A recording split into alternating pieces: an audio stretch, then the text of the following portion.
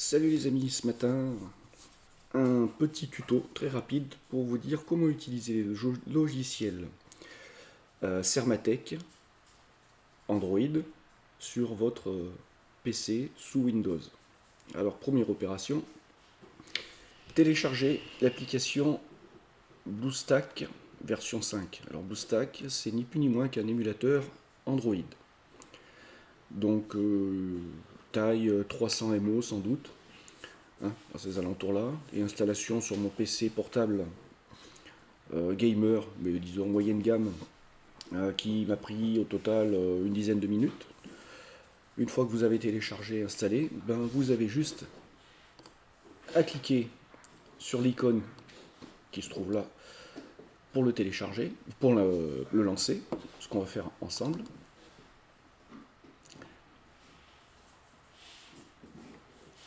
Alors c'est un émulateur qui est dédié aux gamers, donc vous étonnez pas de la présentation.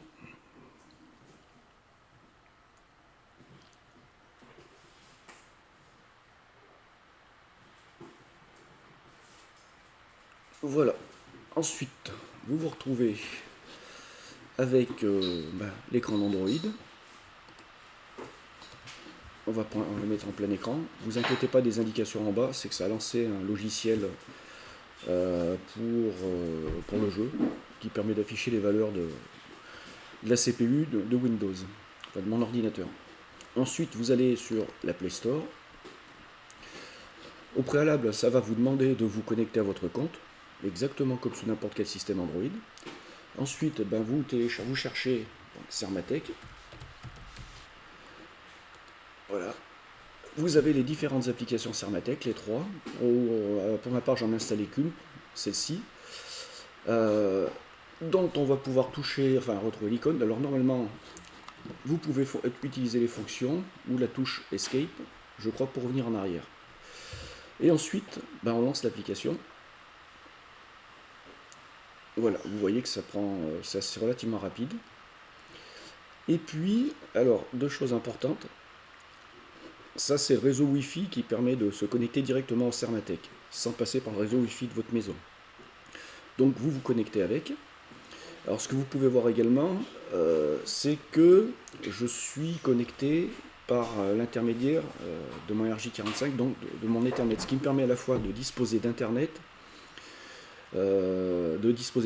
malgré la connexion Wi-Fi, puisque lorsqu'on se connecte à une connexion Wi-Fi, nous sommes sur le Sermatec, nous n'avons pas accès à Internet.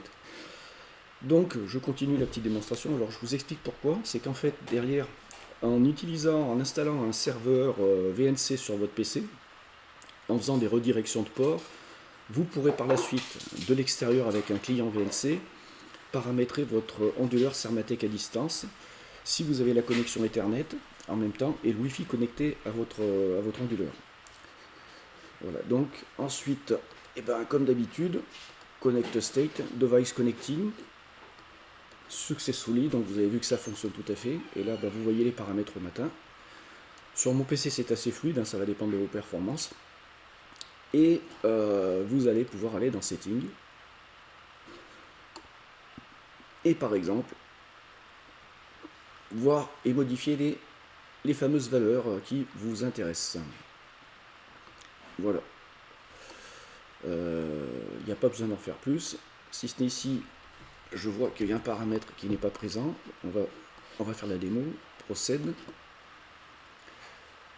Voilà, procède successfully. Et puis, tout est en ordre. Voilà, donc ça permet en même temps, sur cette version de logiciel, de pouvoir changer de mode. Voilà, General Mode. Là, je ne suis pas en mode Pick and Valley qui correspond au mode custom, puisque j'ai un petit problème que je suis en train de voir avec Sermatec.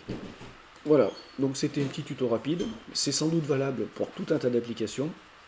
Et l'avantage, c'est que vous pouvez paramétrer l'onduleur directement sur Windows et faire sans doute beaucoup d'autres choses. Si vous avez des applications qui tournent sur Android et que vous voulez les utiliser sur PC, bien sûr avec les limitations par exemple des périphériques, hein, si vous avez le GPS par exemple, si vous en avez besoin vous n'y aurez pas accès, tout un tas d'autres fonctions.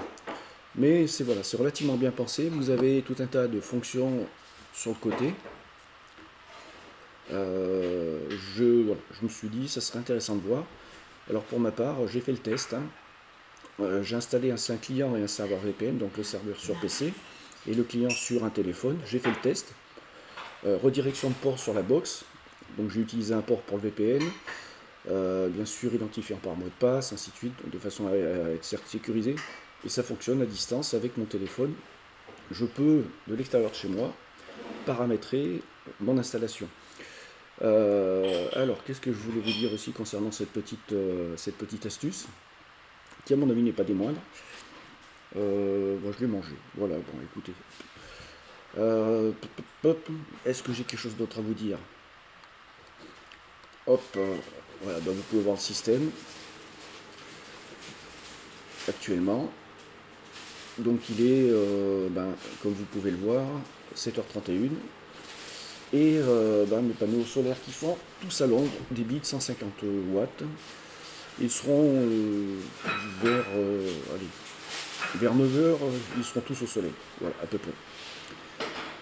Voilà les amis, forte puissance. Ça c'est la machine à café qui vient de démarrer ou c'est le micro-ondes, je sais pas. À vous d'écouter si vous avez l'oreille fine. Allez, voilà pour la petite démo. Je pense qu'elle vous sera très pratique.